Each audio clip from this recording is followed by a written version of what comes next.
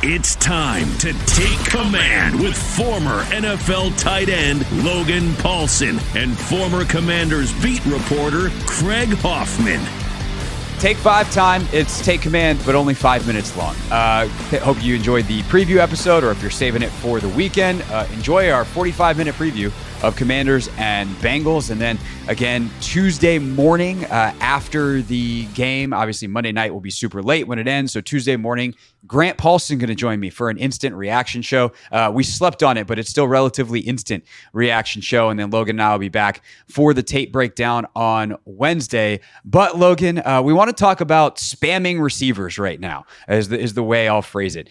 How do certain teams get their best guy 20 targets in a game? And why is it something that Terry McLaurin isn't used in that way? Why is it that he is not a receiver that is used in that way, considering he is clearly the best that Washington has? This is, I think, a question that's been ruminating in many fans' minds with Terry for many, many years. But as we see more and more teams, even the Giants last week against the Commanders, hitting Malik Neighbors 18 times in the game. He's a rookie. How are teams able to do that first? And then maybe we can get to why multiple coordinators now have not chosen that path for Terry McLaurin. I mean, obviously there's a game plan element to that, finding ways to isolate your best player. There was a good little clip that John Gruden is now doing, like online coaching seminars or whatever, talking about how there's a 3-by-1 and you isolate your best receiver on the backside and you can, give him an individual signal. Like I think about when Kyle was here with Pierre Garçon, like he was a true kind of X body type. He ran routes like a true X. And so a lot of the concepts that we ran, whether it was play action, whether it was drop back, kind of fit his athletic skill set. And they would, they'd use motion and shifts and formation to get him in a position where he could make plays. But he was a guy that could win through good route running savvy and just straight horsepower, and could handle kind of, I think he, in 2014, he led the league in receptions or something, 115. And that's how they did it, right? Every game, like Pierre was going to get his touches. And a little bit of it's the quarterback too. Obviously, like at the time, Robert wasn't seeing defenses super well. So you kind of had to ensure that his number one read was going to be open. And a good way to do that was put your best player there and let him win routes. So that's one way that they chose to handle that. And I felt like Daniel Jones, that's how he handled it. With Malik Neighbors against the Washington Commanders, is he was like, this is the best player, my best offensive weapon. I'm going to throw him the ball a lot. And, he's going to get open. I can trust him to get open. And I think that's part of it. So, and then you look at, receivers like Amon-Ra St. Brown, for example, who have the ability to win outside as like a Z, maybe not a true X, but a Z. And the thing that makes them so dynamic is that you can move them inside and outside. And I think that, and same thing with Malik Neighbors. I think when you watch his route running ability, you can move him inside and outside. And I think with Terry, one of the things that at least we haven't seen from him necessarily lately is the ability to run routes from the inside and outside. Like he's a very good route runner outside, that like on the numbers basically, but inside for whatever reason, he doesn't have kind of that short area quickness. So I think it kind of limits the approach that you can take with him in terms of targets. Like I mentioned the Pierre thing and how creative Kyle had to be to get him the football, but also Robert is forcing him the ball. It's something that it was probably deleterious to the offense long term. I got a quick story. When I was in Chicago, Alshon Jeffrey was out for a couple of weeks, and he was kind of our big stud up there. And the offense was cooking really nicely. It was like, we were throwing for 300 yards, we were rushing for like in the high 90s. And then Alshon came back, and there was this concerted effort to force him touches. And it actually hurt our offense because we were, ball's incomplete. He drops a pass. We're in 2nd and 10. And it really forced it made the quarterbacks worse because they wouldn't get past their first read. They were trying to force the ball to that player. So I think that's another thing to consider too, is that there's a million ways to do it, right? And I think, Terry's skill set as a receiver is more suited to the outside, which makes it more challenging. But also, like, it's not always good for an offense. Like, Malik Neighbors getting targeted 18 times is a bad sign for that New York Giants offense, in my opinion, right? Because you have other players that can affect the game. So I think there's a couple ways to look at that there. No, that makes sense. The ball is just getting distributed around a lot as long as it's being completed. Seems like the sign of a healthy offense.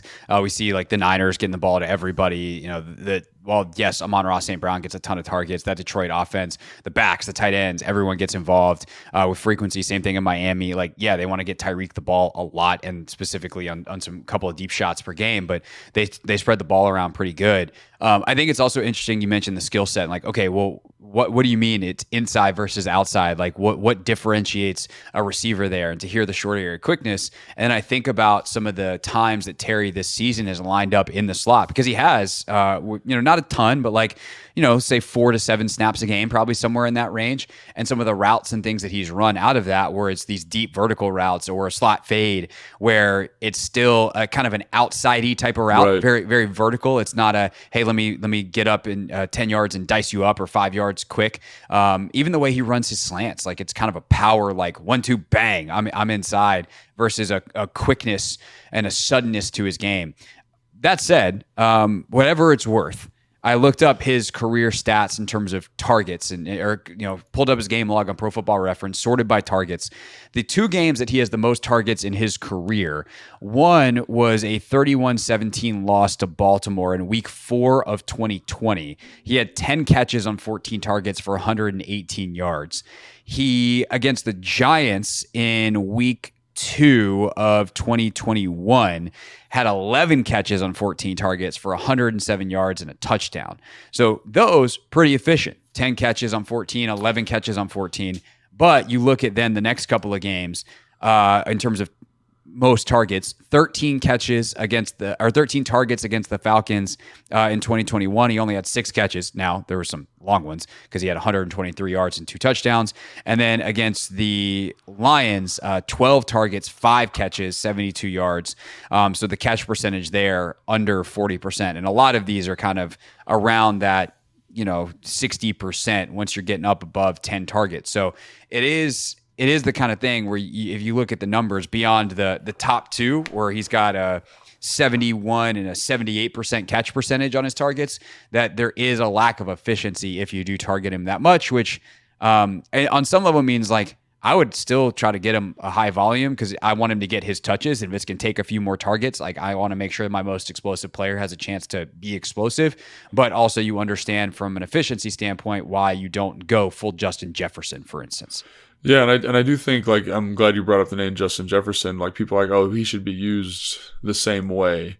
But I think when you watch Justin Jefferson, like, he's special in how he runs routes and what he can do from the different spots on the field. Like, I think that's something that fans maybe undervalue is the nuance of how Justin Jefferson runs route, because he's not super fast, but he's kind of his ability to get to a base and to kind of cross you up in the short area, get vertical, be strong at the catch point. He's earned that right over the course of his career because of how he wins at the catch point. You know what I'm saying? He wins at the catch point and he can create space and separation.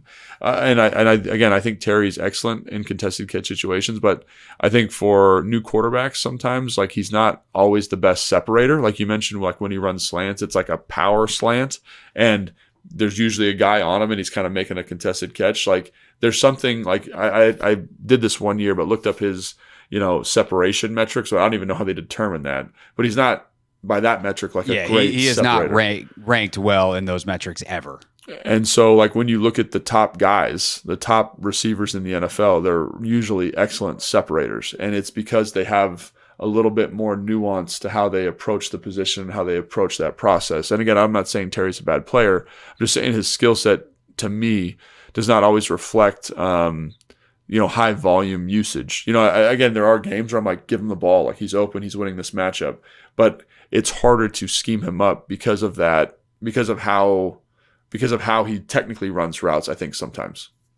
Yeah, no, that makes a ton of sense. And that's your wide receiver spamming 101 of why certain guys get it and why perhaps Terry does not. Although I do think it's really important this week against Cincinnati and in general, he is your best player. Even if he's not master separator, even if he's not Justin Jefferson, if he's not Jamar Chase, if he's not these other guys, he's still really freaking good, like probably a top 15 receiver in the league, and he is explosive as all hell. So let's get 17 the football. More preview, of course, if you haven't checked it out yet, in our full episode that dropped yesterday, and we'll be back on Tuesday morning for an instant reaction show with Grant Paulson, and then we tag team out the Paulsons. Logan's back in the chair as we get going for our film review on Wednesday. Make sure you subscribe so you don't miss a thing, and we'll see you next time on Take Command. Thanks for watching this clip of Take Command, which has a brand new home. That's right. You can watch on YouTube at the Team 980. You can also listen to full episodes in the free Odyssey app, which is now enabled with Apple CarPlay. So we'll just, follow you around.